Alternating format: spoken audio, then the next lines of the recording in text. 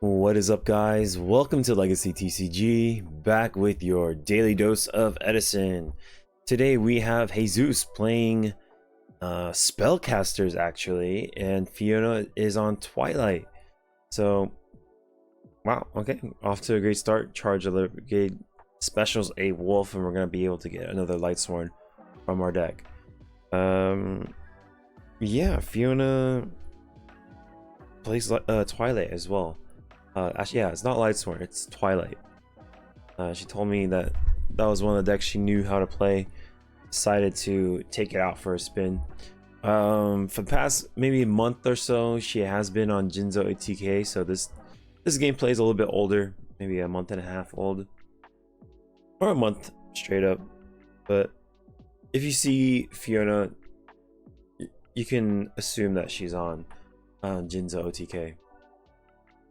And I think she's gonna grind that deck for a very long time. She's got Summon Arcus. This is gonna play around Dimensional Prisons. Bottomless wasn't used, but does not play around Mirror Force. But we'll take 12. 12 and 21.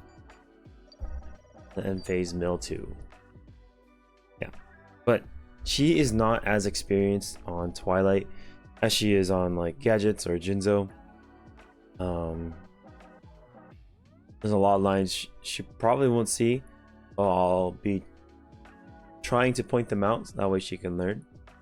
We're gonna go Defender, the Magical Warrior or something like that. If it were to be destroyed, you can remove the counter instead to save him from dying. So say he attacks or she attacks a wolf, he can remove a counter and then save him from blowing up. Right? That's pretty cool. Secret Village of the Spellcasters is a neat card. Not as neat against Twilight, but since they don't really run, I mean they do run Spellcasters, so it's not so bad. We're gonna attack swing over Arcus, and then Honest will be used. We will take 12 in the exchange though.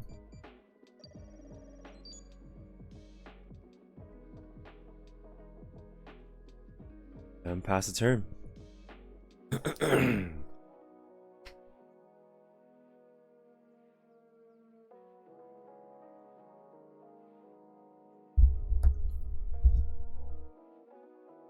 Solar Recharge. That's a card. That card is so gross. Oh yeah, we can't activate because of the spellcaster thing. Okay. Yeah, Jesus is explaining it. She's like, oh, my bad. So maybe she just summons Lila, and then we're gonna oh, so the Bottomless doesn't stop this because it doesn't target, unfortunately. Oh no. So something for Jesus to learn is that Bottomless actually doesn't stop or Arcus doesn't stop Bottomless.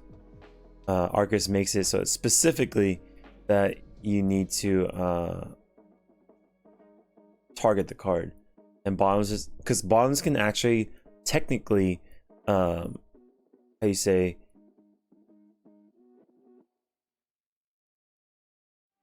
Bottomless multiple monsters. So if you go Rescue Cat into Airbellum, you can hit both. It doesn't target both, right?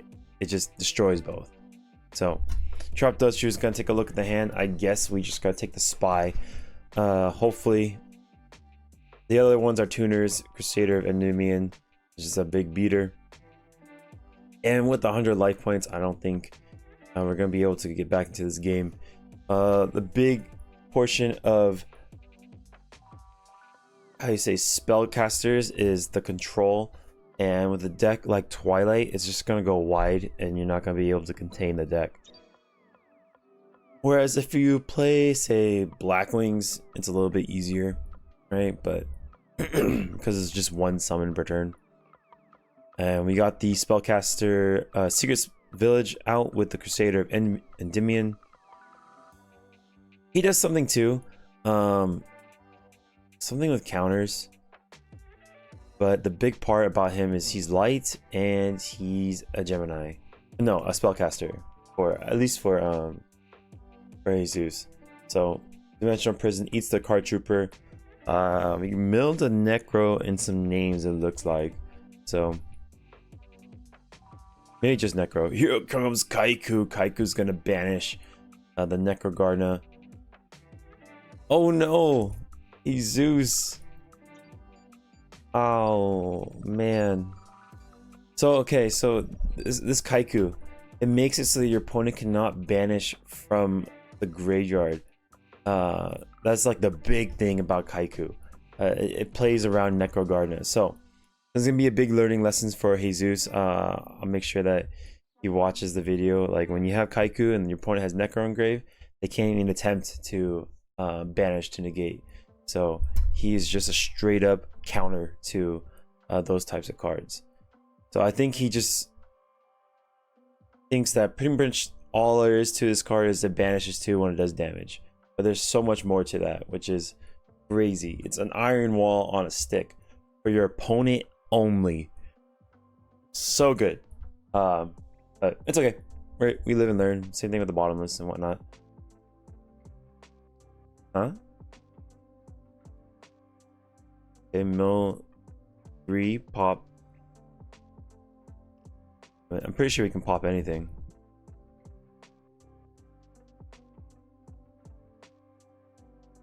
Crusader and Endymion. I don't know.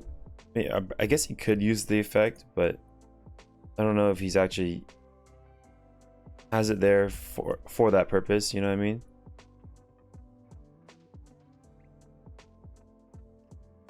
I'll look it up real quick. Okay, so holy moly, she pops the village, charges the light brigade, summons double wolf. We're sad beans if we're Jesus, and we're feeling the dopamine if we're Fiona. Holy moly. That's why you play Lightsworn in the first place. Just like you mill those wolves. Oh, it's like you won the jackpot.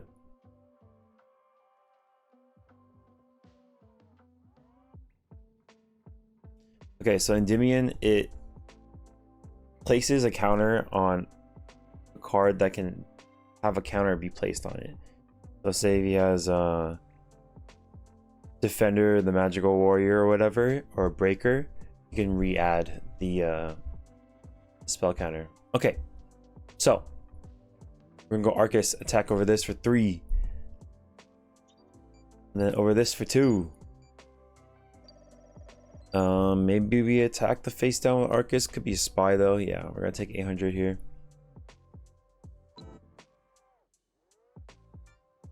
Take 800. Looks like I'm let's see, 1,000 short. Something like that. Yeah. Yeah, so she's still learning about the changing the battle position. You can only change the battle position of a monster once per turn. So since she went face up, she has to wait till next turn to turn it sideways into defense. But this is great. Both players are going to learn a lot of stuff. We're going to mill some cards and pass. We have a huge task to overcome. Hopefully we can have like a lightning vortex or something to break this board. Because these wolves are actually bigger than the spies, and that's pretty intimidating.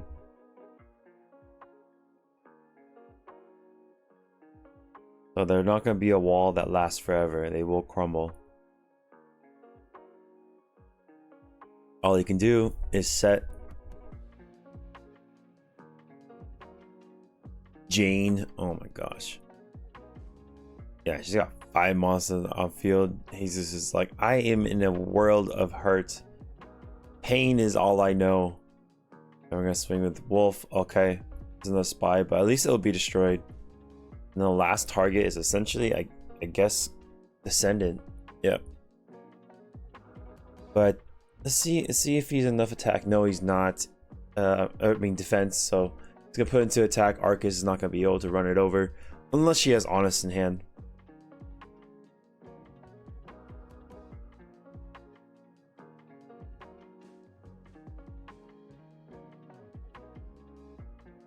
Hmm.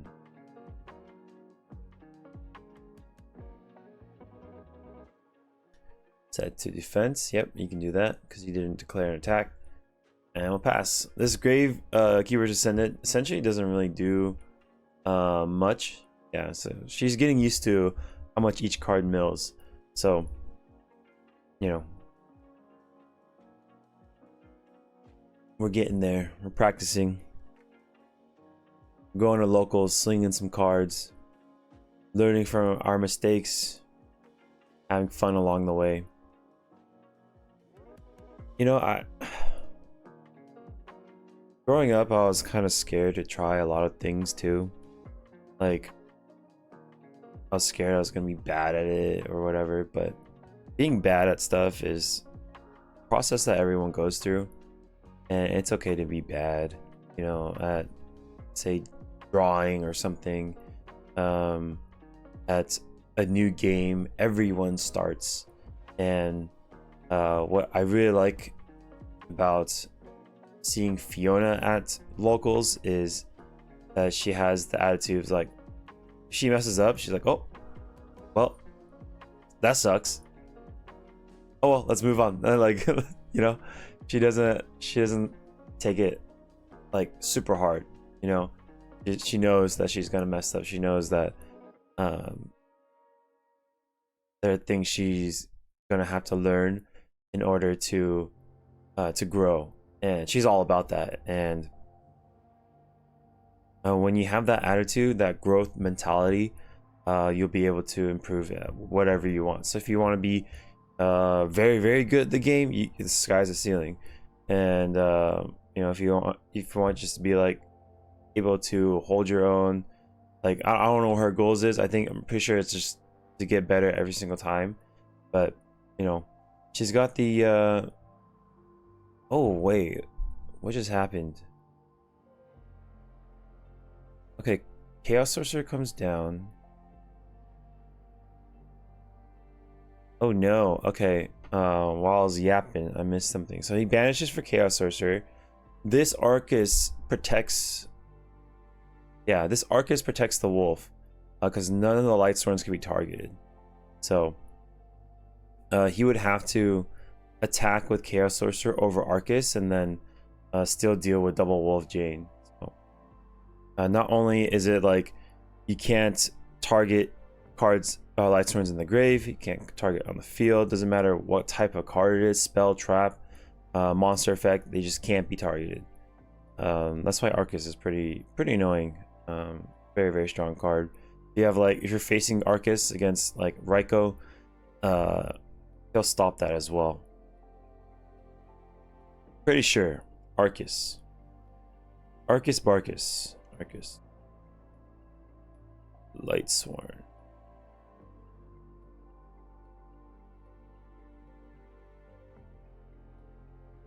Okay, he just passes.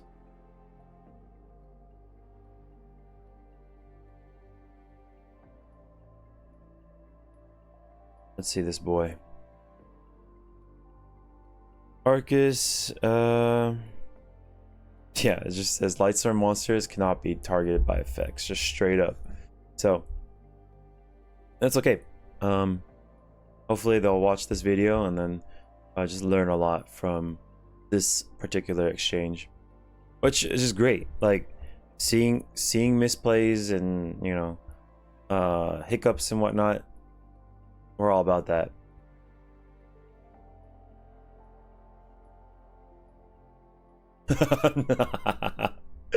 So they're like, oh snap, yeah, you're right. So I guess they could go back, but the game state's already changed. So he's like, okay, I won't do that again, you know.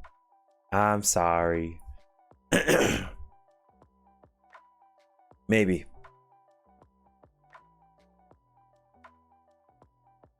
Yeah, it stops DD Crow as well.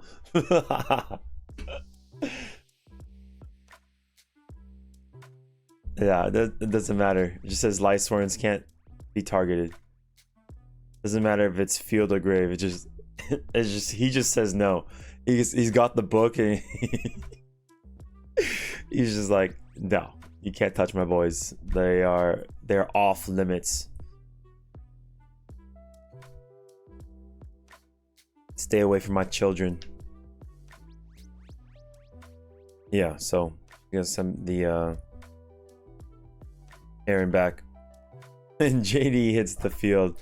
And with this JD on field, just 2 cards in hand, doesn't look very promising. But she can just kind of, let's see. She just do damage here first. I think we just pay. She should pay 1,000 and just blow it up and attack. Maybe even 2,000, but we're gonna take 7 here.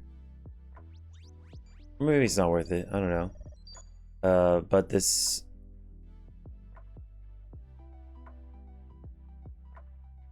breaker is gonna be. Okay, we'll honest over this. Nice. 21.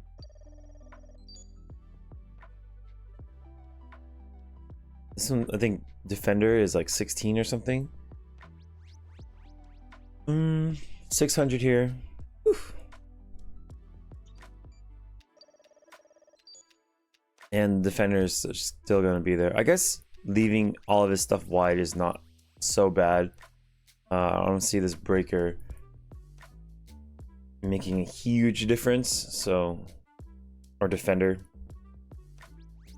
Oh, and she needed to mill 6 cards too. Actually 8 cards, which is pretty important because she could end up like decking out, but it's okay. We learning. Both these players are learning. Heavy Storm's gonna clear the board. Do we? I guess we just put everything to attack. Yeah.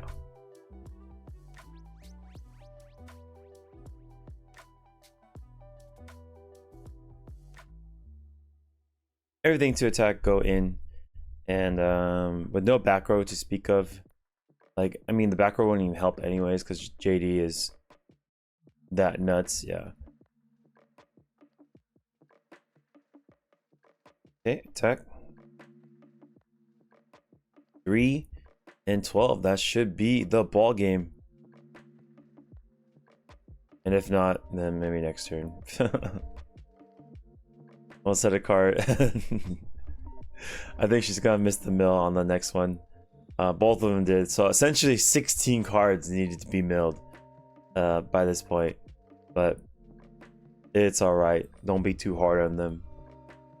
They're learning. And yeah, he concedes. So there's a lot to break down in this this game.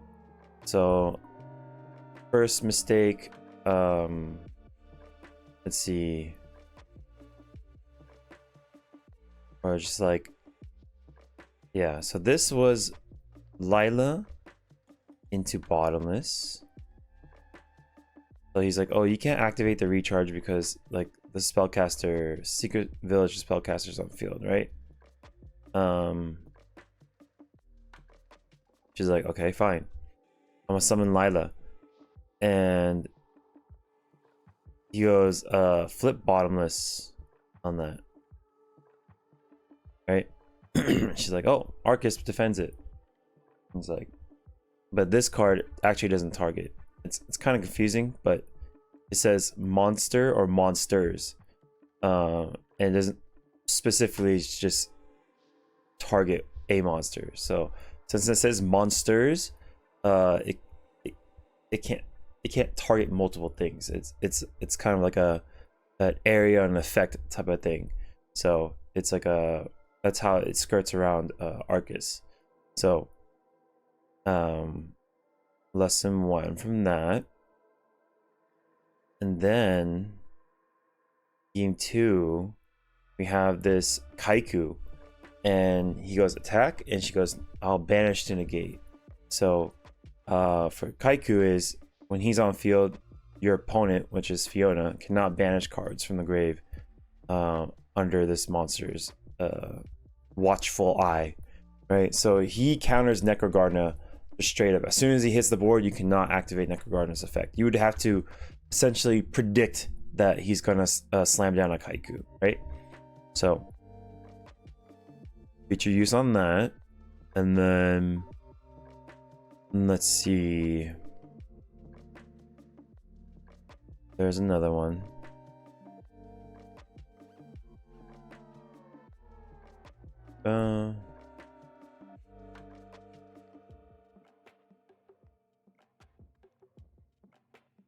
Yeah, Arcus with Chaos Sorcerer, you can't banish.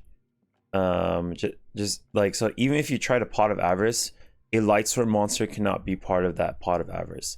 This card's super annoying to handle, especially if you don't have something bigger than 1800, to which Jesus' Spellcasters actually doesn't have that many answers to. So yeah, DD Crow can also not interact with the grave, right? And then end phase, essentially 16 cards need to hit the grave. So we have, she possibly could have decked out at that point, right? But to play around that, you would just pay 1,000, blow up your Lightsworns, right? And then just mill 4 per turn. That way you have longer life on your deck. This play, I would probably just, honestly, I would just pay 1,000 twice and then swing in. Just keep it nice and simple, and then make it so that we don't mill as much in the end. But you know, they didn't recognize that. That's okay. Next time, right, we'll be able to know. And then yeah, a lot to break down, but it looks like they had a lot of fun, which is the biggest thing. The next time they're gonna be able to play it so that, you know, they're doing it correctly, because you want to play the most like correct way to play as possible, right? Because you run into another player that's going to recognize all those things. They can take the information that you, like, say this match never happened and then they didn't watch this, then they can take the information that you still haven't learned and press that advantage over you, you know? So the more knowledge you have, the better it is, the more equipped you are to handle situations and navigate storms and whatnot. So yeah, anyways, I had fun. Hope you guys had fun. Thank you so much for watching. I hope you guys learned some cool stuff, and yeah, hope you guys have a good rest of your day. Peace.